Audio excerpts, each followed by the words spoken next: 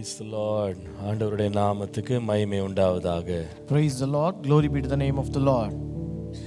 இந்த காலை வேளையிலேயும் மீண்டும் ஒரு முறை தேவனுடைய சமூகத்திலே கூடி வந்து அவருடைய வார்த்தையை தியானிக்கிற கிருபையை தேவன் நமக்கு தந்தபடியால் கர்த்தரை நான் ஸ்தோத்திரிக்கிறேன். I once again thank God for giving us grace to come to His presence to meditate the word of God this morning. கர்த்தர் இத்தனை நாட்கள் நமக்கு நல்லவராக இருந்து ஒவ்வொரு நாளும் போதிக்க வேண்டிய அவருடைய சத்தியங்களை கிருபையாய் தேவன் போதித்தபடியால் கர்த்தரை நான் ஸ்தோத்திரிக்கிறேன். I also thank God for being good to us so far and has been teaching us the lessons that we are supposed to learn. இந்த நாளிலேயும் நலமானதை நமக்கு போதித்து அவருடைய சத்தியத்திற்குள்ளே தேவன் நம்மை நடத்துவாராக. May the Lord teach us that is good to us even today and lead us into truth. அவரை விசுவாசத்தோடு நோக்கி பார்ப்போம். Let us look unto the Lord with faith. ஹல்லேலூயா. பிராணநாதன் என்னில் வைத்ததாம் அன்பினை தியானிக்கும் போதெல்லாம் கண்ணீர் பெருகுதே. அன்பின் சொரூபனாய் ஆருயிர் நேசனாய் நீசத்துசி என்னை நேசிக்கலாம் நீரே என் இயேசுவே நானும் உடையவன். நீரின் சொந்த என்றென்றுமா ஆவியாத்மா சரீர பலியா படைத்திட்டே ஏற்றுக்கொள்வி. தாயின் வயிற்றினில் பிரித்ததாம் நாள் முதல் பற்பல பாதையில் கனிவுடன் காத்திரே. வஞ்சகர் சாத்தானின் சூழ்ச்சியினின்றுமே பரித்திழுத்தேந்தனை உம் சொந்தமாக்கினீ. என் இயேசுவே நானும் உடையவன். நீரின் சொந்த என்றென்றுமா ஆவியாத்மா சரீர பலியா படைத்திட்டே ஏற்றுக்கொள்வி. குயவனின் கையினில் களிமண்ணை போலவே என்னைவும் கைகளில் ஈந்திட்டே நாயகா. என் சொந்த இஷ்டமோ வேதும் வேண்டாம் நாதா. உம் நோக்கமென்னிலே பூரணமாகட்டோ. என் இயேசுவே நானும் உடையவன். நீரென் சொந்த என்றென்றுமா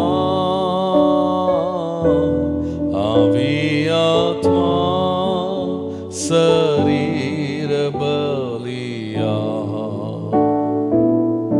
படைத்திட்டே ஏற்றுக்கொள்வி. ஆவியாத்மா சரீர பலியா படைத்திட்டே ஏற்றுக்கொள்வே.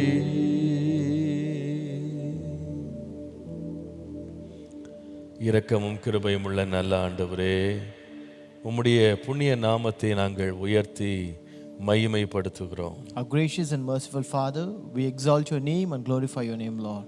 இந்த நாளிலேயும் உம்முடைய பிரசன்னத்திலே எங்களை கூட்டி சேர்த்து உம்முடைய பரிசுத்த வார்த்தைகளை நாங்கள் வாசிக்க தியானிக்க எங்களுக்கு கொடுத்த இந்த மகா பெரிய இரக்கத்திற்காக உம்மை நன்றியோடு ஸ்தோத்திரிக்கிறோம். Lord, even today we thank you that you have gathered us in your presence to meditate and to learn your word, Lord. ஆண்டவரே, எங்களுடைய மனுஷ ஞானத்தினால் உம்முடைய வேதத்தை நாங்கள் அறிந்து கொள்ளவே முடியாது. Lord, we cannot understand your Bible through the wisdom of man, Lord. உம்முடைய வேதம் ஆவியாயும் ஜீவனுமாயும் இருக்கிறது ஆண்டவரே. Lord, your word is a spirit and life, Lord. பரிசுத்த ஆவியானவரே அல்லாமல் ஒருவரும் எங்களுக்கு இந்த வேதத்தை போதிக்கவே முடியாதப்பா. Lord, no one can teach us this word of God except the Holy Spirit, Lord. நீர் உண்மை உள்ளவர், எங்களுக்கு வசனத்தை போதிக்கிறவர். Lord, you are faithful and the one who teaches us the word, Lord. ஆண்டவரே, நலமானதை எங்களுக்கு போதித்து இன்றைக்கு எங்களுக்கு வேண்டிய சத்தியத்தை எங்களுக்கு வெளிப்படுத்தி தருவீராக. May the Lord teach us that is good to us, and may the Lord reveal the truth that we have to learn today, Lord. உம்முடைய வல்ல நாமம் எங்கள் வாழ்க்கையிலே மகிமைப்படட்டும். Let your great name be magnified in our life, Lord. பூரண கிருபையும் சமாதானமும் எங்களை தாங்கட்டும். Let your perfect grace and peace take hold of us, Lord. இயேசுவின் நாமத்தில் பிதாவே. In Jesus' name we pray. Amen. Praise the Lord. கர்த்தர் உங்களை ஆசீர்வதிப்பாராக. Praise the Lord. May God bless you. நம்முடைய தேவன் நல்லவர். Our God is good. இந்த நாளிலேயும் நீதிமொழிகளின் புஸ்தகத்தை தியானிக்கிற பிரயாணத்தில் ஒரு நீண்ட தூரம் நாம் ஆண்டவர் கிருபையினால் பயணித்து வந்திருக்கிறோம். So by the grace of God we have traveled a long distance in this meditation of Proverbs by the grace of God. இன்றைக்கு 167வது தியானம். Today it is devotion number 167. திரும்பி பார்த்தால் ஆச்சரியமா இருக்கிறது, எப்படி இதெல்லாம் கடந்து வந்தோன்னே தெரியல. So when I turn back, it is really surprising me, how did we come all the way? கர்த்தரே கொண்டு வந்தார், கர்த்தர் நடத்தினார். It is God who has brought us and it is God who has led us. அவர் ஆரம்பித்த நல்ல வேலையை தேவன் இம்மட்டும் தயவாக நடத்தி தாங்கி வருகிறார். The Lord is very leading us and guiding us all through the way the good work which you have started. கர்த்தர் தாமே தொடர்ந்து இதை ஆசீர்வதிப்பாராக. May the Lord continue to bless us. நீதிமொழிகளின் புஸ்தகம் 8ஆம் அதிகாரத்தின் 14ஆம் வசனம் முதல் 17ஆம் வசனம் வரைக்கும் இன்றைக்கு வாசிக்கலாம். Let us read Proverbs chapter 8 verses 14 to 17. ஆலோசனையும் மெய் ஞானமும் என்னுடையவைகள், நானே புத்தி, வல்லமை என்னுடையது. என்னாலே ராஜாக்கள் அரசாளுகிறார்கள், பிரபுக்கள் நீதி செலுத்துகிறார்கள். என்னாலே அதிகாரிகளும் பிரபுக்களும் பூமியில் உள்ள சகல நியாயாதிபதிகளும் ஆளுகை செய்து வருகிறார்கள். என்னை சிநேகிக்கிறவர்களை நான் சிநேகிக்கிறேன், அதிகாலையில் என்னை தேடுகிறவர்கள் என்னை கண்டடைவார்கள். Counsel is mine and sound wisdom. I am understanding, I have strength. By me kings reign and rulers decree justice. By me princes rule and nobles all the judges of the earth. I love those who love me, and those who seek me diligently will find me. ஞானத்தோடு சம்பந்தப்பட்ட ஒவ்வொரு மனுஷனும் ஆசீர்வதிக்கப்பட்டவன். Every person who is connected with wisdom is a blessed one. ஞானத்தை பயன்படுத்துகிறவன் அநேகருக்கு பிரயோஜனம் உள்ளவன். A person who uses wisdom is beneficial to many. ஒருவன் ராஜாவா இருந்தாலும், பிரபுவா இருந்தாலும், மந்திரியா இருந்தாலும், நீதி அரசரா இருந்தாலும், ஞானத்திற்கு மாத்திரம் அவங்க வாழ்க்கையில் இடம் கொடுத்துட்டாங்கன்னா அநேகருக்கு அவங்க ஆசீர்வாதமா மாறிடுறாங்க. No matter he might be a king, a minister, a prince or a judge, if he give room for this wisdom, he becomes a blessing to many. ஞானம் இல்லாமலும் அரசாள முடியும். You can also rule without wisdom. ஞானம் இல்லாம ராஜாவா இருக்க முடியும். You can be a king without wisdom. ஞானம் இல்லாமலே நீதி செய்கிறேன் என்று சொல்ல முடியும். You can say you are giving justice without wisdom. ஆனால் ஞானத்தை சிநேகித்து ஞானத்தின் முக்கியத்துவத்தை அறிந்து ஆளுகிறவன், நீதி செய்கிறவன், பிரபுவா இருக்கிறவன் ஜனங்களால் பாராட்டப்படுவான், அநேகருடைய ஆசீர்வாதத்து காரணமாயிருப்பான். நீண்ட நாட்கள் அவனை யாரும் மறக்க மாட்டார்கள். But a king or a ruler or a judge who loves wisdom and who does all his justice according to wisdom, then he will be applauded by every person and he will not be forgotten by people for a long period. கர்த்தருடைய நாமத்திற்கு மகிமை உண்டாவதாக. Glory be to the name of the Lord. இதிலே இன்றைக்கு என்னை கவர்ந்த வார்த்தை 17ஆம் வசனம். Today, the word that attracted me today was in verse 17. என்னை சிநேகிக்கிறவர்களை நான் சிநேகிக்கிறேன், அதிகாலையில் என்னை தேடுகிறவர்கள் என்னை கண்டடைவார்கள் என்று எழுதியிருக்கிறது. It says, I love those who love me, and those who seek me diligently will find me.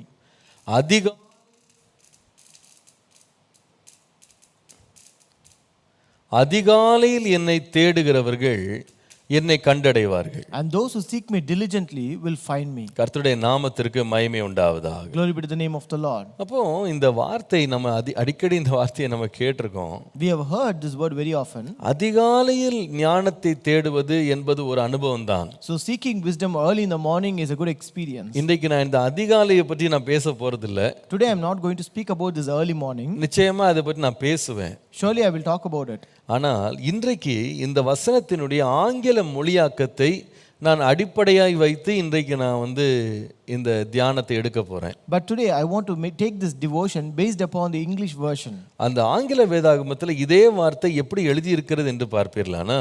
So if you look how it is written in English, வேதம் சொல்லுகிறது, ஜாக்கிரதையோடு என்னை தேடுகிறவன் என்னை கண்டுபிடிப்பான். It says those who seek me diligently will find me.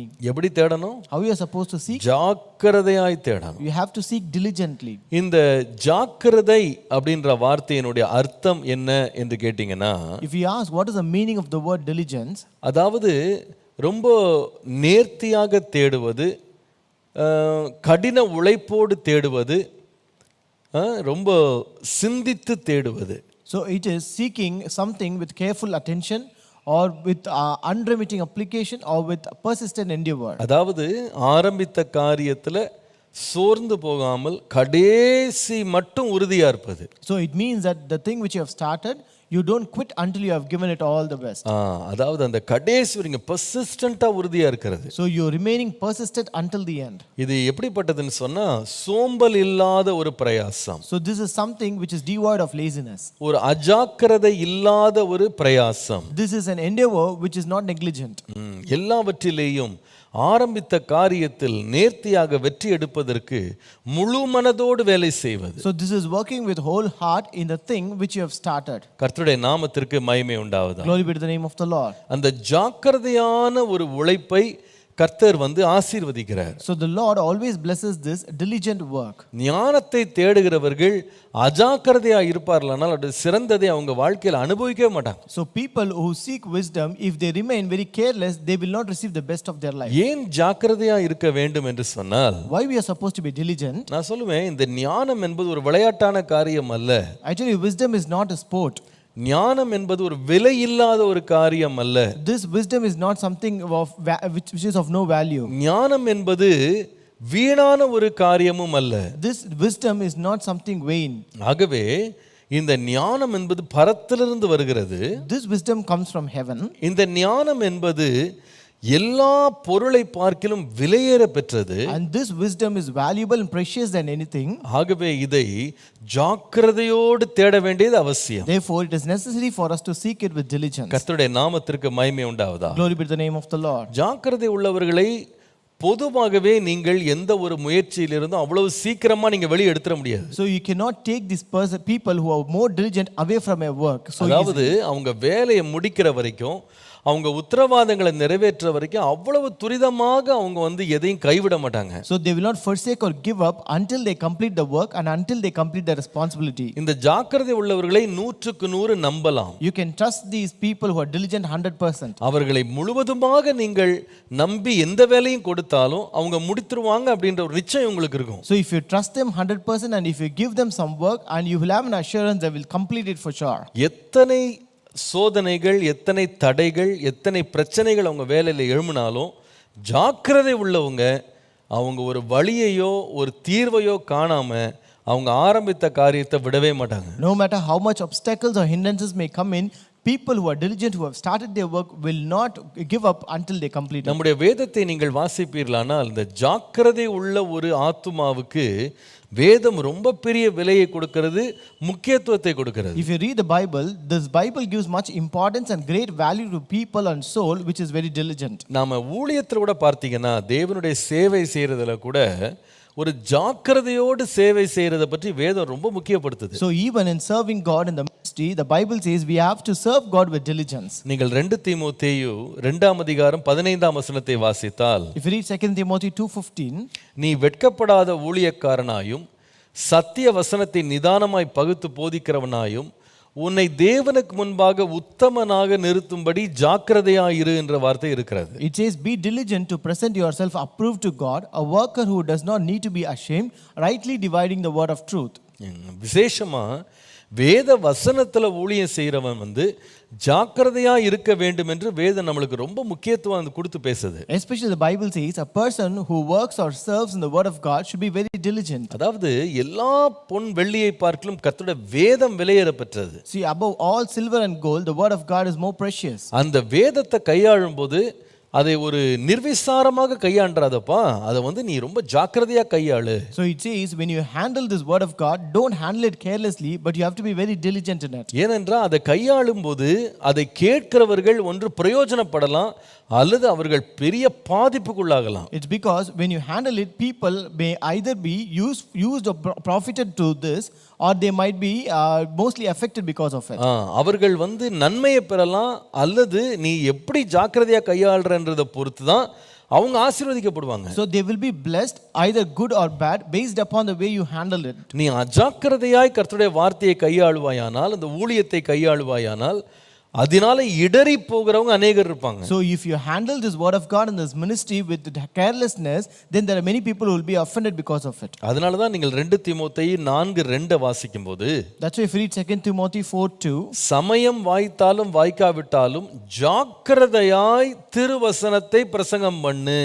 it says preach the word with all diligence, be ready in season and out of season. அது தொடர்ந்து வாசிக்கும் போது பாருங்க, அவர் சொல்லுகிறார் பாருங்க, நீடிய சாந்தத்தோடு உபதேசத்தோடு கண்டனம் பண்ணி கடிந்து கொண்டு புத்தி சொல்லுன்னு போட்டிருக்கு. So he continues saying, convince, rebuke, exhort with all long suffering and teaching. என்ன அருமையா அதை கையாளணும்னு போட்டிருக்கு பாருங்க. It is how beautifully you are supposed to handle it. ஏதோ மனம் போன போக்குல வேதத்தை எடுத்து நீ பாட்டுக்கு ஊழியம் செய்ய ஆரம்பிச்சிடாத. It's not that you can do or preach the word of God as if you want. யாருக்கு எந்த இடத்துல எந்த நேரத்துல எப்படி புத்தி சொல்லணும்ன்றதை யோசித்து ஜாக்கிரதையா செய். So you have to think before you exhort someone at what place in what situation. சில வேளையில கடிந்து கொள்ளணும், Sometimes you have to rebuke, சில வேளையில கண்டனம் பண்ணணும், sometimes you may have to சில வேளையில ரொம்ப சாந்தமா இருக்கணும். sometimes you may have to convince them. எல்லா உபதேசத்திலேயும் நீ ஜாக்கிரதையாயிரு. You have to be very careful in all your doctrine. அப்போ ஊழியம் செய்யறது, கர்த்தருடைய வார்த்தையை கையாளுறது என்பதுல ஜாக்கிரதை இல்லாமல் போகுமானால் அது பெரிய பாதிப்பை ஊழியத்தில் கொண்டு வந்துரும். So if you're not diligent in the service of God and ministry of God, that will affect our ministry very much. இது எப்படிப்பட்டதுன்னு சொன்னா,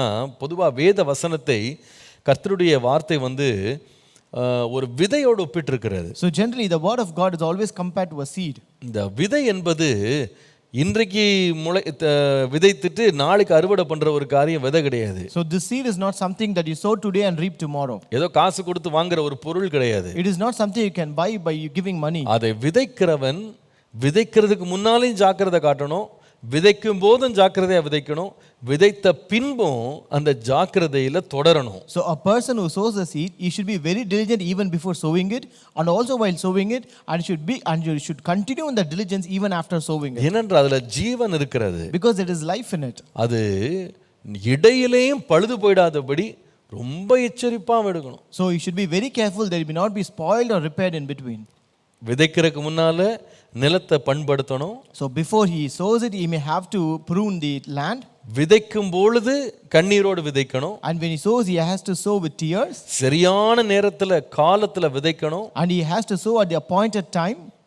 அதுக்கு விதைத்த பிறகும் அவன் விதைத்ததை காக்கணும். And after sowing, he has to keep that he has sowed. அதற்கு தண்ணீர் பாய்ச்சணும். He has to irrigate it. ஒருவர் சேதப்படுத்தாதபடி வேலி அடைக்கணும். He has to fence it around so that no one can spoil it. அதுதான் ஜாக்கிரதை. That is diligence. அப்பதான் அந்த விதை 30, 60, 100 ஆக பலன் கொடுக்கும்ன்றது சந்தேகமே இல்லை. And only then that seed will bring forth 30, 60 and 100 times of கர்த்தருடைய நாமத்திற்கு மகிமை உண்டாவதாக. glory be to the name of the Lord. விதைச்சு கொஞ்ச நாள்ல திடீர்னு களை முளைச்சா விதைக்கிறவன் வந்து பதறக்கூடாது. So if tares grows up after sowing, the one who sowed should not be perplexed. அவன் வந்து பார்த்து சோர்ந்து போயிடக்கூடாது. He should not be disappointed seeing that. ஐயோ இத்தனை களை வந்து முளைச்சிருச்சே. So many tares have grown up along with that. ஆண்டவர் சொல்றாரு, எப்பா நீ இப்ப போய் களை எடுக்கணும்னு ரெடி பண்ணாத. The Lord says, don't try to remove those tares now. ரெண்டும் வளரட்டும். Let them both grow. கடைசி நாள்ல களையை ஆண்டவரும் களையையும் பயிரையும் ஆண்டு பிரிச்சிருவாரு. The last day the Lord will separate the tares and the grains. நீ இப்ப போய் களையை பிடுங்கினா அதோட சேர்ந்து பயிரும் போய்டும். So if you just remove those tares now, you will also lose those grains along with that. எவ்வளவு ஜாக்கிரதையை காண்பிக்க வேண்டியிருக்கு பாருங்க. See how much diligence you are supposed to give them. வேத வசனத்தை போதிக்கிறதுல ஜாக்கிரதையா இருக்கணும்னு சொல்ற அதே வேதாகமம். So the Bible which says we have to be diligent in teaching the word of God. வேத வசனத்தை கேட்கிறவர்களும் அதை ஜாக்கிரதையா கேட்கணும்னு போட்டிருக்கு. It says we have to be diligent when we listen to the word of God. எபிரேயர் 2ஆம் அதிகாரம் 1ஆம் வசனம் பாருங்க. Hebrews 2 verse 1. நாம் கேட்டவைகளை விட்டு விலகாதபடி அவைகளை மிகுந்த ஜாக்கிரதையாய் கவனிக்க வேண்டும். Therefore we must pay much closer attention to what we have heard, lest we drift away from it. என்ன செய்யணுமா? What you are supposed to do? வசனத்தை வந்து போதிக்கிறதுல மாத்திரம் இல்ல. So it is not only in preaching the word of God. வசனத்தை கவனிக்கிறதுல கூட ஜாக்கிரதையா இருக்கணும். But you should be very diligent in listening to it. இன்னைக்கு अनेक வேளையில இந்த கவனம் தான் நிறைய பேருக்கு செதறி போயிடுது. So many times this listening is where we are more totally troubled. அதனால தான் பாருங்க பள்ளிக்கூடங்கள்ல கூட டீச்சர்ஸ் வந்து அடிக்கடி சொல்லிட்டே இருப்பாங்க, கவனி கவனி சொல்லுவாங்க. That's why even teachers very often says in the schools, listen. இயேசு கூட தன்னுடைய பிரசங்கங்கள்ல अनेक முறை பயன்படுத்தின வார்த்தை வந்து காதுள்ளவன் கேட்க கடவன். So even Jesus used this word very often in his sermons, let the one who has ear let him hear. ஏன் அதை சொன்னார்னா கவனமா கேளுப்பா நான் சொல்றத. So it means you have to listen diligently. அரைகுறையா கேட்டுட்டு பாதி புரிஞ்சு பாதி புரியாம போய்டாத. So don't listen half the way and not in the way that you understand half and don't understand the half. பிரசங்கம் பண்றதுல ஜாக்கிரதை. And diligence in teaching the word of God. கேட்கிறதுல ஜாக்கிரதை. Diligence in listening the word of God. உபாகமம் 11:22 பாருங்க. Deuteronomy 11:22. அங்கே வாசிக்கிறோம், நீங்கள் உங்கள் தேவனாகிய கர்த்தரிடத்தில் அன்பு கூர்ந்து அவர் வழிகளிலெல்லாம் நடந்து அவரை பற்றி கொண்டிருக்கும்படி நான் உங்களுக்கு செய்ய கற்பித்த இந்த கற்பனைகளை எல்லாம் ஜாக்கிரதையாய் கை கொள்வீர்களானால் அப்படின்ற வார்த்தை இருக்கு. It says, for if you carefully keep all these commandments which I command you to do, to love the Lord your God, to walk all in his ways and to hold fast to him.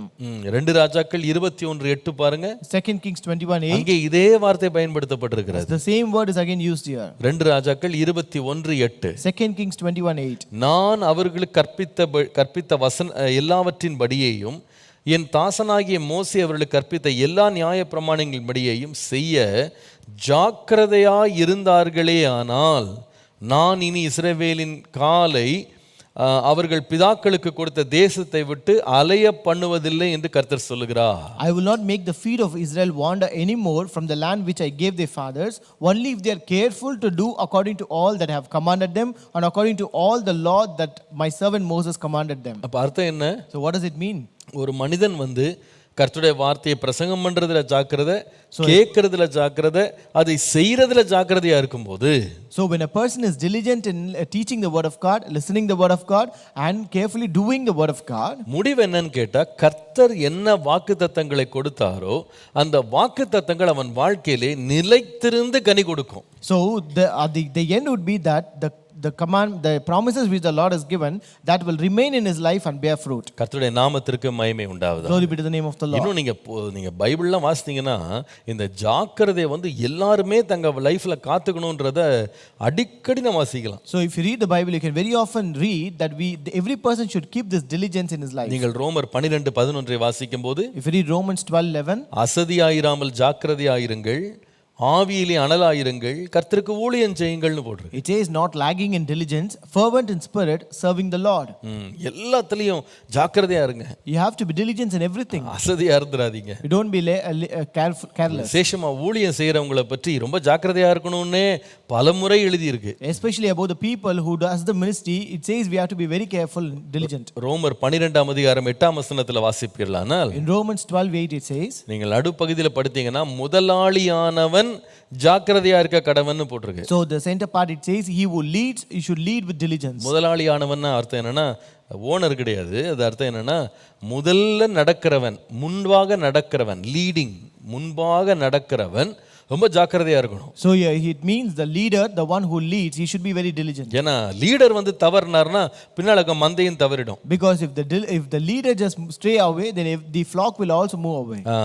Leader தப்பு பண்ணா அநேகருக்கு இடரலா மாறிடும். So if the leader commit a mistake, it will offend many people. அதனால முன்பாக நடந்து போகிறவன் ரொம்ப ஜாக்கிரதையா இருக்கும். So the leader should be very diligent. அதனால தான் நீங்கள் 1 தீமோத்தேயு 5ஆம் அதிகாரம் 10ஆம் வசனம் வாசிக்கும் போது, If you read 1 Timothy chapter 5 and verse 10, யார் வந்து இந்த கண்காணியான பகுதிகளில் கண்காணியை போன்ற வேலைகளில் வந்து பொறுப்பில் வைக்கப்பட வேண்டியவங்க யாருன்னு கேட்டா, who are the one who will appointed in the position of bishops? பிள்ளைகளை வளர்த்து அந்நியரை உபசரித்து பரிசுத்தவானுடைய கால்களை கழுவி உபத்திரவப்படுவர்களுக்கு உதவி செய்து சகலவித நற்கிரியைகளும் ஜாக்கிரதையாய் நடப்பித்து இவ்விதமாய் நற்கிரியைகளை குறித்து நற்சாட்சி பெற்றவளுமாய் இருந்தால் அப்படிப்பட்ட விதவையே விதவைகள் கூட்டத்தில் சேர்த்து கொள்ள வேண்டும் போட்டிருக்கு. It is well reported for good works, if she has brought up children, if she had lodged strangers, if she has washed the saints' feet, if she has relieved the afflicted, if she has diligently followed every good work. அப்போ பாஸ்டருக்கு மாத்திரம் இல்லை, அந்த சபையில் ஊழியம் செய்கிறவங்களுக்கு கூட ஜாக்கிரதை தேவை, விசுவாசிகளுக்கும் ஜாக்கிரதை. So it is not only for pastors but also the one who serves in the church and also the one believers. கர்த்தருடைய நாமத்திற்கு மகிமை உண்டாகுது. Glory be to the name of the Lord. அப்போஸ்தலனாகிய பவுல் ஜாக்கிரதை உள்ளவன் அப்படின்னு பாராட்டின ஒரு மனுஷன் யாருன்னா தீத்து. So this apostle Paul who appreciated one person to be diligent is Titus.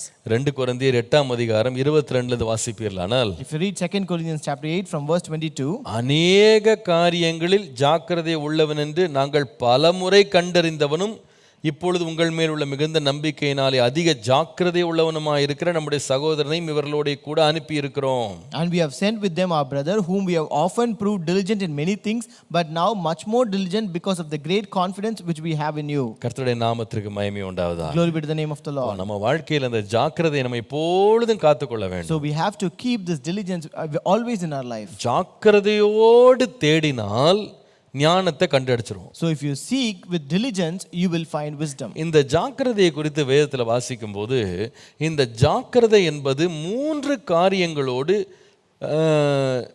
பிணைக்கப்பட்டிருக்கிறத நான் பார்த்தேன். So when I read this Bible, I found there are 3 things which is tied with diligence. 3 காரியங்களும் ஜாக்கிரதை பிணைக்கப்பட்டிருக்கிறது. There are 3 things which are tied with diligence. முதலாவது, Number 1, நீதிமொழிகள் 10ஆம் அதிகாரம் 4ஆம் வசனத்தை பாருங்க. Proverbs chapter 10 and verse 4. நீதிமொழிகள் 10:4. Proverbs 10:4. சோம்பர் கையால் வேலை செய்கிறவன் ஏழையாவான், சுறுசுறுப்புள்ளவன் அல்லது ஜாக்கிரதை உள்ளவனுடைய கையோ செல்வத்தை உண்டாக்கும். He who has a slack hand becomes poor, but the hand of the diligent makes rich. கர்த்தருடைய நாமத்திற்கு மகிமை உண்டாவதாக. Glory be to the name of the Lord. இந்த ஜாக்கிரதையோடு பிணைக்கப்பட்ட ஒரு காரியம் என்னன்னு கேட்டீங்கன்னா, ஜாக்கிரதையும் செல்வமும் அல்லது செழிப்பும் ஒன்றோடு ஒன்று பிணைக்கப்பட்டிருக்கிறது. The first thing that is tied with diligence is diligence and prosperity. ஒன்றோடு ஒன்று பிணைக்கப்பட்டது ஜாக்கிரதையும் செழிப்பும். This diligence and prosperity is tied with each other. ஒரு மனிதன் ஜாக்கிரதையா இருப்பானால் அவன் வாழ்க்கை செழிக்க வேண்டும் என்று அவன் கவலைப்பட வேண்டிய அவசியம் இல்லை. If a person is diligent, he need not worry that his life should be prosperous. வேதம் சொல்லுகிறது, ஜாக்கிரதை உள்ளவனுடைய கை, சுறுசுறுப்புள்ளவனுடைய கை அவனை செல்வந்தனாக மாற்றும். So the Bible says the hand of the diligent makes him rich. நீங்கள் நீதிமொழிகள் 13:4 வாசித்து பாருங்க. If you read Proverbs 13:4, அங்கே இதே தான் எழுதி இருக்கு. the same thing is written. சோம்பேறியினுடைய ஆத்துமா விரும்பியும் ஒன்றும் பெறாது, ஜாக்கிரதை உள்ளவர்களுடைய ஆத்துமாவோ புஷ்டியாகும் என்று வாசிக்கிறோம். It says the soul of a lazy man desires and has nothing, but the soul of the diligent shall be made rich. நீதிமொழிகள் 21:5 பாருங்க. Proverbs 21:5. அங்கே இந்த ஜாக்கிரதையினால் வரும் ஆசீர்வாதத்தை வாசிக்கிறோம். You can read the blessing that will happen because of this diligence here. ஜாக்கிரதை உள்ளவனுடைய நினைவுகள் செல்வத்துக்கும், பதறுகிறவனுடைய நினைவுகள் தரித்திரத்துக்கும் ஏதுவா இருக்கும். The plans of the diligence lead surely to plenty, but those of everyone who is hasty surely to poverty. கர்த்தருடைய நாமத்திற்கு மகிமை உண்டாவதாக. Glory be to the name of the Lord. ஜாக்கிரதை உள்ளவனுடைய நினைவு, The plan of the diligent, ஜாக்கிரதை உள்ளவனுடைய ஆத்துமா, the soul of the diligent, ஜாக்கிரதை உள்ளவனுடைய கை, the hand of the diligent. இது எல்லாத்திலுமே செழிப்பு வேணும்னா ஜாக்கிரதை இல்லாம செய்ய முடியாது. So if you need prosperity in everything, you cannot do without diligence. மறுபடியும் சொல்றேன், I repeat it. சிந்தனையில, In your thoughts, ஆத்துமாவுல, in your soul, கையில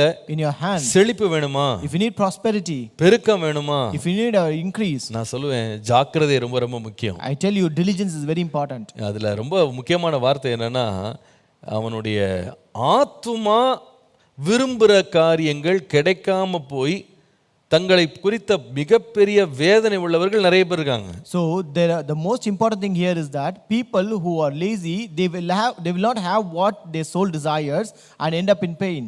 They have lot of desires. அநேக விருப்பங்கள் இருக்கு. They have lot of desires. ஆனா ஒரு கூட்டத்துக்கு அந்த விருப்பத்திற்கேற்ற ஜாக்கிரதையை காண்பிக்கணும்னு இஷ்டம் கிடையாது. But they don't desire to show diligence that is required for that desire. எல்லாவற்றையுமே விளையாட்டா எடுத்துக்கிட்டு எல்லாத்தையுமே ரொம்ப கவலை இல்லாம எல்லாத்தையும் கையாண்டுட்டு முடிவு மட்டும் செல்வமா இருக்கணும், முடிவு ஆசீர்வாதமா இருக்கணும், செழிப்பா இருக்கணும்னு எல்லாருக்கும் ஆசை. So they just take everything for granted, everything as a play, and but at the end they want there's this prosperity and blessing. கர்த்தருடைய நாமத்துக்கு மகிமை உண்டாவதாக. Glory be to the name of the Lord. பல ஆண்டுகளுக்கு முன்பாக ஒரு 16 வயது சிறுவன் அமெரிக்காவிலே வாழ்ந்தானா. Many years ago there lived a 16-year-old boy in America. அவன் ரொம்ப ஏழை குடும்பத்துல பிறந்தவன். He was born in a very poor family. அவனுடைய மொத்த செல்வமே ஒரு மூட்டையில கட்டி வச்சிருந்தானா. So his entire possession was just tied up in a small bundle. ஒரு பண்டில்ல கட்டி வச்சிருந்தான். So he just bundled up this asset entirely. அவன் ஒரு முறை ஒரு போட்ல அவன் நியூயார்க் பட்டணத்துக்கு அவன் வியாபாரத்துக்காக அல்லது வேலைக்காக அவன் பயணம் பண்றதுக்கு அந்த போட்ல ஏறி பயணம் பண்ணி கொண்டிருந்தானா. So once he got into a boat for a work to go to New York City.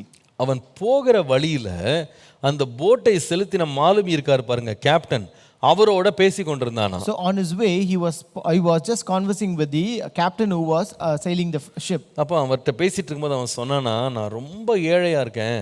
As he was talking, he said, I am very poor.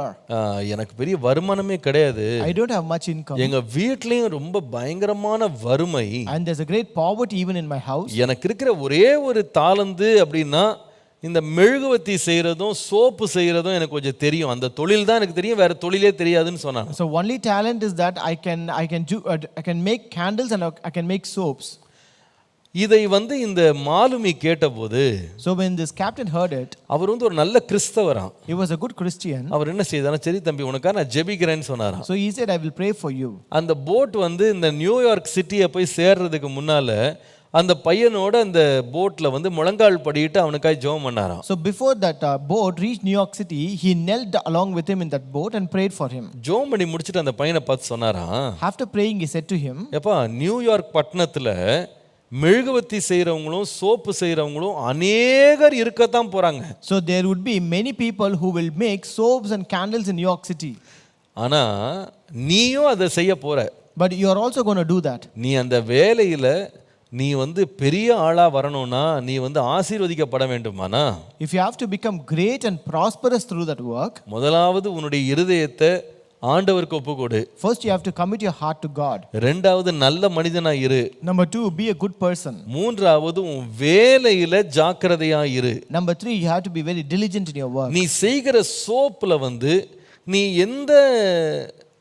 எவ்வளவு இது கனம் இருக்க வேண்டுமோ, அந்த வெயிட் எவ்வளவு இருக்க வேண்டுமோ அந்த வெயிட்டை கரெக்டா வை. And you should also place the correct weight that this soap should require. அது மாத்திரமல்ல, and not only that, நீ விற்கிற வியாபாரம் பண்ணுகிற எல்லாவற்றிலேயும் கர்த்தருக்கு கொடுக்கிற தசம பாகத்தை கரெக்ட்டா கொடு. and also give the tithe that you are supposed to give to God in everything that you do. நிச்சயமாகவே நீ செழிப்புள்ளவனாகவும் ஆசீர்வதிக்கப்பட்டவனாகவும் மாறுவே. and surely you will become prosperous and a blessed one. இந்த 16 வயது வாலிபனுக்கு இது ரொம்ப புதுசா இருந்தது. This appeared something strange and new to the 16-year-old. ஆனால் அவர் சொன்ன வார்த்தை கர்த்தரே அவனோடு பேசினதாக அவன் உணர்ந்தான். but the word that he spoke, he actually realized that God himself has spoken with him. அதை முழுவதுமாக தன் மனதில் ஏற்றுக்கொண்டான். he accepted it completely into his heart. தேவனை ஏற்றுக்கொண்டான். he accepted the Lord. நல்ல மனிதனாக வாழ தீர்மானம் பண்ணினான். and he decided to live as a good person. அவன் செய்கிற வேலையிலே ஜாக்கிரதையையும் உண்மையும் காத்துக்கொள்ள விரும்பினான். and he also desired to keep that faithfulness and diligence in his work. அவன் எத்தனை பணத்தை சம்பாதித்தாலும் கர்த்தருக்கு கொடுக்கிறதுல சரியா இருக்கணும், ஜாக்கிரதையா இருக்கணும்ன்றதுல ரொம்ப கண்ணும் கருத்துமா இருந்தான். And he was much concerned to be diligent and be careful to give the tithe that he is supposed to give to God. அந்த மனிதன் பின்பு உலகமறிந்த ஒரு மனிதனாக இன்றைக்கு வரைக்கும் இருக்கிறாரு. So later that person became a popular person who is well known until today. அவர் காலத்திற்கு பின்பாக கூட அவர் பேர் அழியல. So his name was not erased even after this time. அவர் யார் தெரியுமா? You know who is he? William Colgate என்று சொல்லுகிற மிகப்பெரிய ஒரு businessman. So he is a great businessman named William Colgate. இன்றைக்கு கூட கோல்கேட் அப்படின்ற நிறுவனம் உலகம் முழுவதும் இன்றைக்கு வியாபாரம் செய்கிறது என்பது உண்மை. So we know that this company Colgate still makes its business all over the world. அவர் கடைசி மட்டும் இந்த எல்லா பிரின்சிபல்ஸையும் அவர் கடைபிடித்தார். So he followed all these principles until the end. என்ன வெயிட் போட்டிருக்காங்களோ அந்த வெயிட்டை கரெக்டா கொடுக்கணும். So we have to give the weight that is actually printed on it. எந்த பொருளையும் அஜாக்கிரதையா வேலை செய்யக்கூடாது. You should not act without diligence in any of this products. கர்த்தருக்கு கொடுக்கிறதுல உண்மையா இருக்கணும். We should be very truthful in giving to God. இப்படி வாழ்ந்து அவர் ஒரு நாள் ஏழையா இருந்ததில்ல, அவர் மிகப்பெரிய ஐஸ்வர்யவானா மாறினார். By living so he never lived a poor life and he was very prosperous. ஜாக்கிரதையும் செல்வமும் எப்பொழுதுமே சேர்ந்து தான் வரும். Diligence and prosperity come along with each other. தன் வேலையில் ஜாக்கிரதையாய் ஒருவன் இருந்து விட்டு சோம்பேறியா இல்லாமல் தன்னுடைய வேலையிலே ஜாக்கிரதையா இருப்பானால் அவன் தரித்திரனா இருக்கவே மாட்டான். If a person is diligent and is not lazy in his work, he can never be poor. ஒரு முறை ஒருவர் இப்படி சொன்னாரு. Once a person said this way, ஒரு எலி பொரிய நீ செய்தா கூட அதை நீ சிறப்பாய் செய்தால் அதை வாங்குவதற்கு உலகம் ஒரு பாதை அமைத்து கொண்டு உன் வாசற்படியை தட்டும் சொன்னாரு. So he said, even if you make a rat mesh, if you do it excellently, the world will form a queue to come to your doorstep. Even if you make a mouse trap well, the world will wear a path to your doorstep அப்படின்னு ஒருத்தர் சொன்னார். எவ்வளோ உண்மை. How truthful it is. எந்த வேலை செய்தாலும் ஜாக்கிரதையாய் செய்ய கர்த்தர் நமக்கு கிருபை தர வேண்டும். The Lord should give us grace that we should do every work with diligence. இரண்டாவது நான் சொல்வேன், இந்த ஜாக்கிரதையோடு பிணைக்கப்பட்ட இன்னொன்று இருக்கிறது. The second thing that is tied along with diligence. நீதிமொழிகள் 12:24. Proverbs 12:24. ஜாக்கிரதை உள்ளவனுடைய கை ஆளுகை செய்யும், சோம்பேறியோ பகுதி கட்டுவான். The hand of the diligent will rule, but the lazy man will be put to forced labor. முதலாவது சொன்னேன், ஜாக்கிரதையும் செல்வமும் பிணைக்கப்பட்டிருக்கிறது. Number one, I said diligence and prosperity is tied to each other. இரண்டாவது, ஜாக்கிரதையும் அதிகாரமும் அல்லது வல்லமையும் பிணைக்கப்பட்டிருக்கிறது. Number two, diligence and power are tied with each other.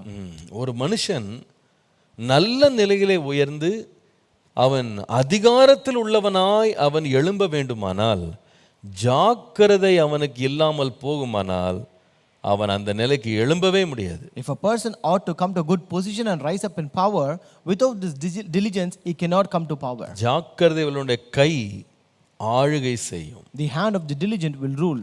நீதிமொழிகள் 22:29 வாசிப்பீர்களானால், If you read Proverbs 22:29, தன் வேலையில் ஜாக்கிரதையா இருக்கிறவனை நீ கண்டால் அவன் நீசருக்கு முன்பாக நில்லாமல் ராஜாக்களுக்கு முன்பாக நிற்பான் என்று போட்டிருக்கு. it says, seest thou a man diligent in his business, he shall stand before kings, he shall not stand before mean men. கர்த்தருடைய நாமத்திற்கு மகிமை உண்டாவதா. Glory be to the name of the Lord. அப்போ இந்த ஜாக்கிரதை நம்முடைய வாழ்க்கையில தேவன் கொடுக்க விரும்புகிற உயர்வுகளுக்கு ரொம்ப அடிப்படையானது. So this diligence is a foundation or a basis for the promotions which the Lord wants to give us in our life. எல்லாருக்குமே உயர வேண்டும், உன்னத இடங்கள்ல உட்கார வேண்டும்னு பேராசை உண்டு. So everyone has a greater desire to be promoted and sit in higher positions. ஆனா யாருக்கு உயர்வும் உயர்ந்த இடங்களும் ஆண்டவர் ஆயத்தம் பண்றாருன்னு கேட்டா, தன் வேலையில ஜாக்கிரதையா இருக்கிறவன் தான். But the Lord prepares this kind of promotion and power only to the people who are diligent in their work.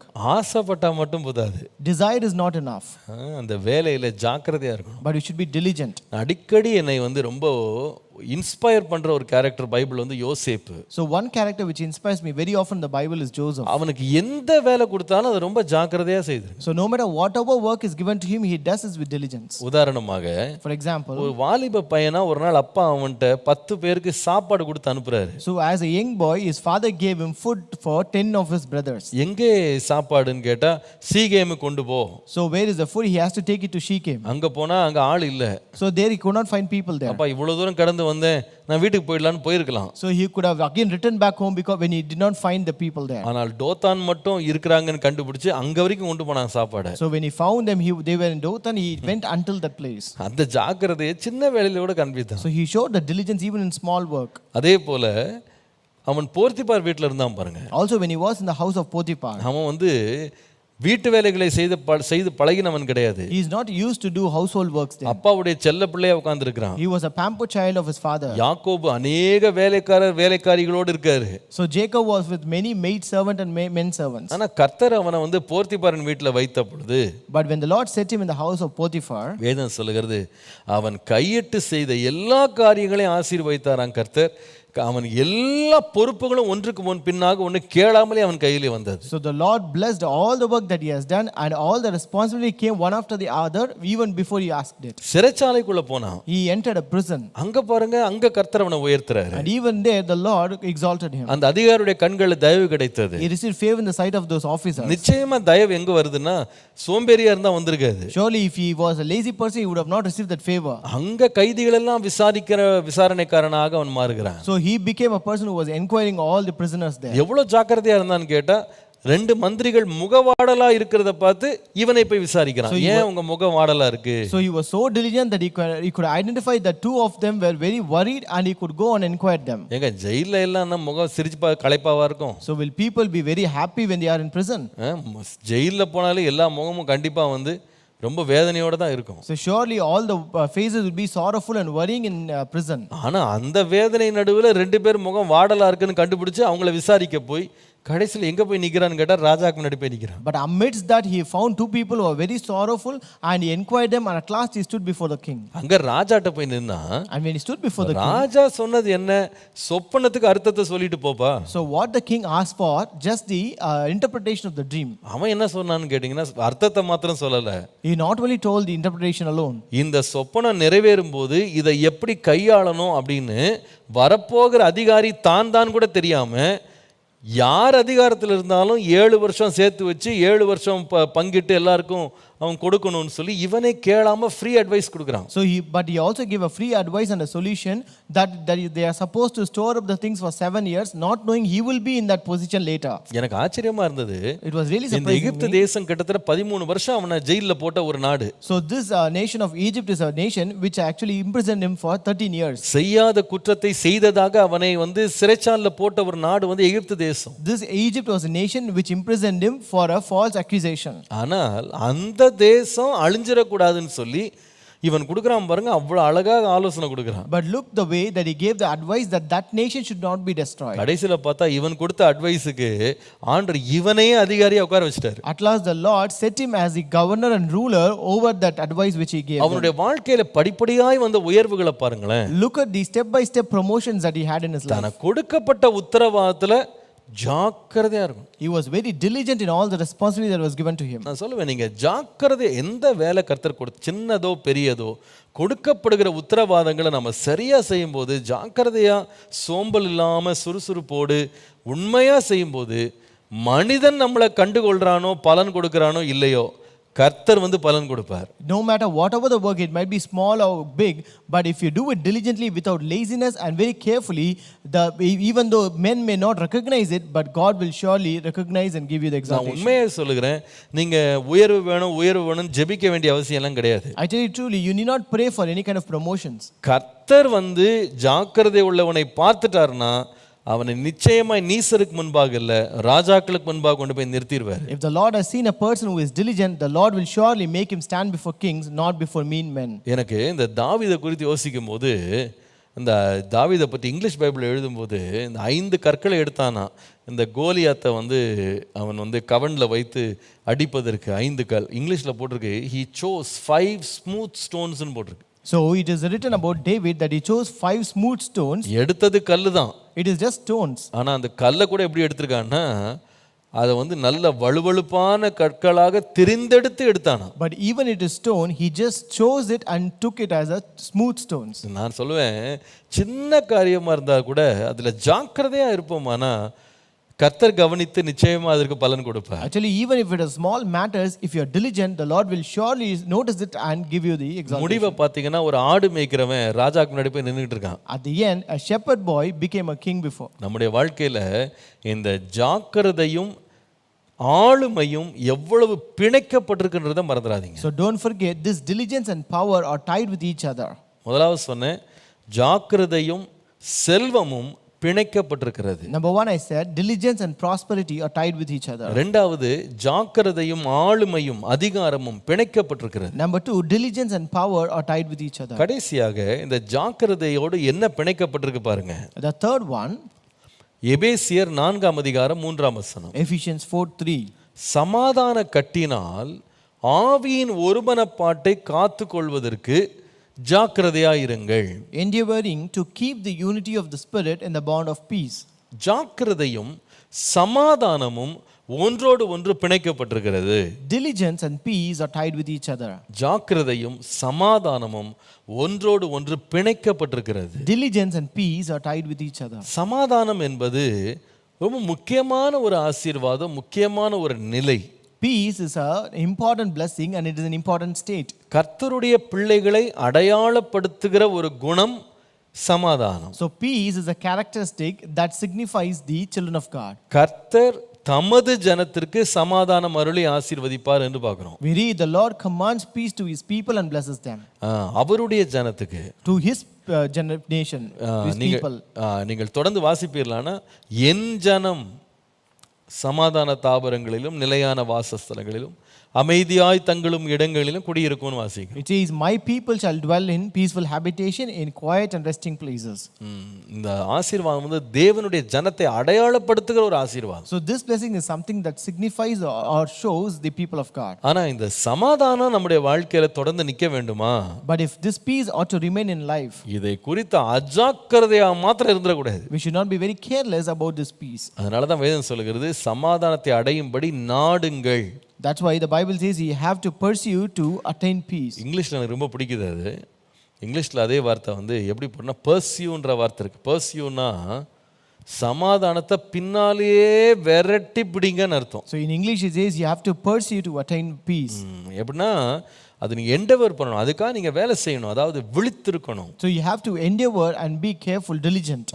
அது விழிப்பா இல்லாம அஜாக்கிரதையா இருந்தீங்கன்னா சமாதானம் ஓடி போயிடும். If you're not diligent and careless, then you will lose that peace. கொஞ்சம் அஜாக்கிரதையான வார்த்தையை பேசினா சமாதானம் போயிடும். If you utter a careless word, you will lose peace. அஜாக்கிரதையான எண்ணங்கள் நம்ம வாழ்க்கையில் இருக்குமானா சமாதானம் போயிடும். If there are careless thoughts in your life, you will lose peace. அஜாக்கிரதையாக உறவுகளை கையாண்டா சமாதானம் போயிடும். If you handle your relationship with carelessly, you will lose peace. சில பேர் சமாதானமே இல்லைன்னு சொல்லுவாங்க. Some people will say I don't have peace. அவங்க எப்படி தங்களுடைய வாழ்க்கையை கையாளுறாங்க பாருங்க. You know how do they handle their life? அவங்க பேசுற வார்த்தைகள்ல ஒரு கடிவாளமே இருக்காது. So there will not be a bridle or control over the words that they utter. வாய்க்கு வந்ததெல்லாம் பேசிக்கிட்டே இருப்பாங்க. They will speak whatever comes in their mouth. மனசுல நினைச்சதெல்லாம் பேசிக்கிட்டே இருப்பாங்க. They will speak whatever they think in their mind. ஆனா முடிவுல என்ன எதிர்பார்ப்பாங்க? ஐயோ எல்லாம் சமாதானமா இருக்கணும். But at the end they expect it should be peaceful.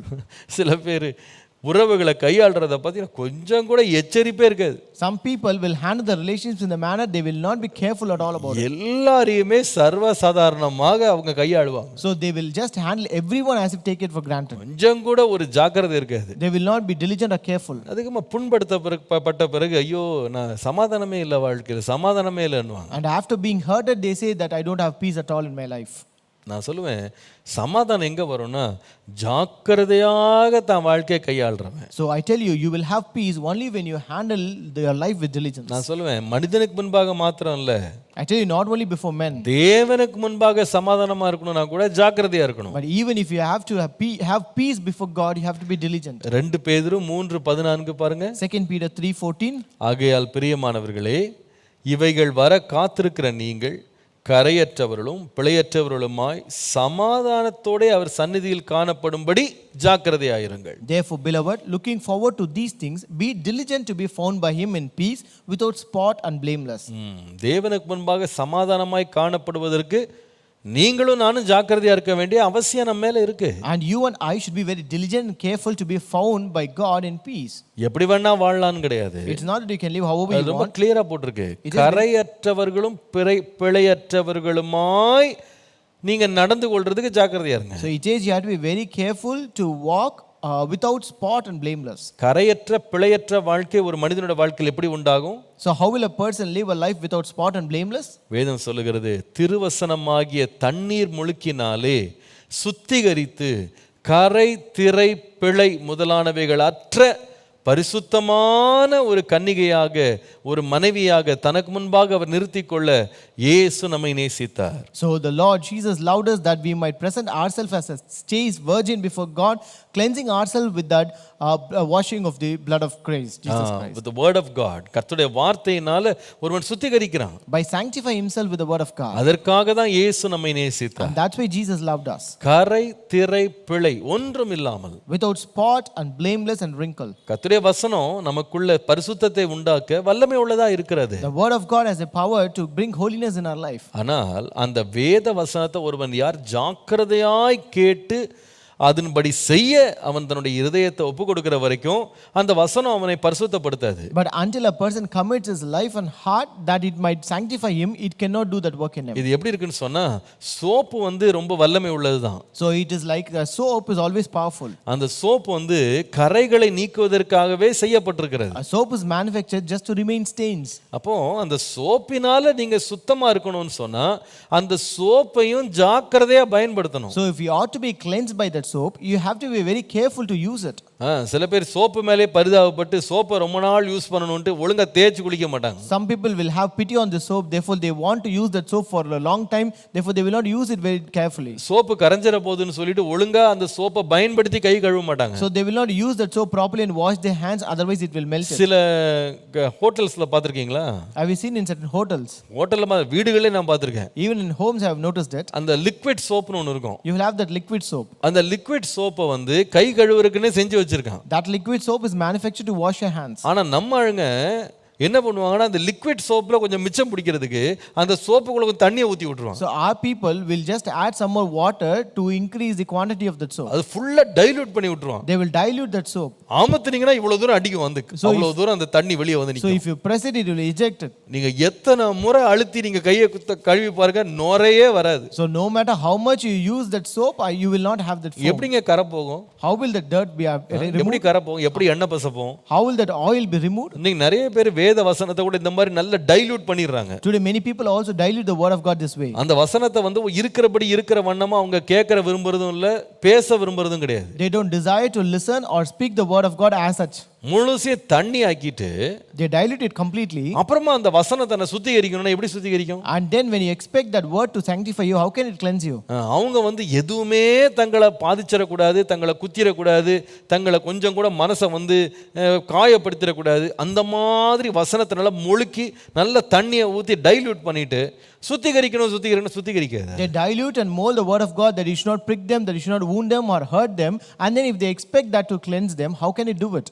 பாருங்க, சில பேருக்கு தங்களை நல்ல பாதிக்கிற வசனங்கள் வந்துட்டா அப்படி கிடையாது, அது அர்த்தமே வேற, அப்படி வாழணும்னு அவசியம் இல்லை, எதையா சொல்லி டைல்யூட் பண்ணி விட்டுருவாங்க. Some people when they go through or encounter certain words that prick them and affect them, they will say, see, you need not live like that, and they will say something and dilute it completely. தங்களுடைய வாழ்க்கையை மாற்ற முடியாது அப்படின்னு கண்டுபிடிச்சிட்டு தங்களுடைய வாழ்க்கையை மாற்ற விருப்பம் இல்லாதவங்க என்ன பண்ணுவாங்கன்னா வசனத்தை மாற்றுவாங்க. So people who don't desire to change their life, they change the word of God. அதை கன்வீனியன்ட்டா மாத்தி விட்டு இதெல்லாம் அப்படி இல்லை, இப்படி கூட இருக்கலாம் அப்படின்னு they will change it to their convenient manner and say you can be this way also. ஆனா முடிவில் என்னன்னு பார்த்தீங்கன்னா கரையும் போகாது, திரையும் போகாது, பிழையும் போகாது. But at the end, even the spot or stains or wrinkles will not be removed. கரை திரை பிழையற்றவர்களாய் சமாதானத்தோடு அவர்களை சந்திக்கிறதுக்கு ஜாக்கிரதையோடு வசனத்தை நம்ம கையாள வேண்டியது அவசியம். So it is necessary for us to handle the word of God diligently to be found by him in peace without spot and blameless. மூன்று காரியங்கள், three things, ஜாக்கிரதையோடு பிணைக்கப்பட்டவைகள். three things tied with diligence. ஜாக்கிரதையும் செல்வமும் அல்லது செழிப்பும் Diligence and prosperity, பிணைக்கப்பட்டது. they are tied with each other. ஜாக்கிரதையும் ஆளுமையும் பிணைக்கப்பட்டது. Diligence and power are tied with each other. ஜாக்கிரதையும் சமாதானமும் பிணைக்கப்பட்டது. Diligence and peace are tied with each other. எல்லாவற்றிலையும் ஜாக்கிரதை உள்ளவர்களாய் கர்த்தர் நம்மை காத்துக்கொள்வாராக. May the Lord keep us diligent in all the things. விசேஷமாக தேவனுடைய ஞானத்தை ஜாக்கிரதையோடு தேட கர்த்தர் கிருபை தருவாராக. Especially may the Lord give us grace that we may seek the wisdom of God diligently. ஜெபம் பண்ணுவோம். Let us pray. இரக்கமும் கிருபையும் உள்ள நல்ல ஆண்டவரே, Our gracious and merciful Father, எங்களோடு பேசின நல் வார்த்தைகளுக்காக நன்றி. Lord, thank you for the good word that you spoke with us. எந்த காரியத்திலேயும் ஒரு அசதியாக நாங்கள் இராதபடி, சோம்பலாய் இராதபடி, எங்களுக்கு கொடுக்கப்பட்ட உத்தரவாதங்களில் ஜாக்கிரதையாக இருக்க கிருபை தாரும். Lord, give us grace to be diligent in every responsibility you have given us, not be careless or lazy, Lord. ஆண்டவரே, உம்முடைய ஆசீர்வாதத்தால் எங்கள் வாழ்க்கை நிரம்பி இருக்கட்டும். Lord, let our life be filled with your blessings, Lord. ஆண்டவரே, ஜாக்கிரதையினால் உண்டாகிற செழிப்பு, ஜாக்கிரதையினால் உண்டாகிற உயர்வு, ஜாக்கிரதையினால் உண்டாகிற ஆசீர்வாதங்கள், சமாதானம் எல்லாம் எங்கள் வாழ்க்கையை நிரப்பட்டும். Lord, let this prosperity through this diligence, the power and promotion through diligence, the peace and blessing through diligence fill our life, Lord. உம்முடைய நாமத்தை எங்கள் வாழ்க்கையிலே மகிமைப்படுத்தும். Glorify your name in our life, Lord. சோம்பல்களையும் அசதிகளையும் எடுத்து போடும். Lord, remove all this carelessness and sluggishness. ஆவில் உற்சாகமுள்ளவர்களாய், சுறுசுறுப்புள்ளவர்களாய், ஜாக்கிரதை உள்ளவர்களாய் வைத்துக்கொள்ளும். Lord, make us diligent, careful in our spirit, Lord. இயேசுவின் நாமத்தில் பிதாவே. In Jesus' name we pray. Amen. Amen. Praise the Lord. கர்த்தருடைய நாமத்திற்கு மகிமை உண்டாவதாக. Praise the Lord. Glory be to the name of the Lord.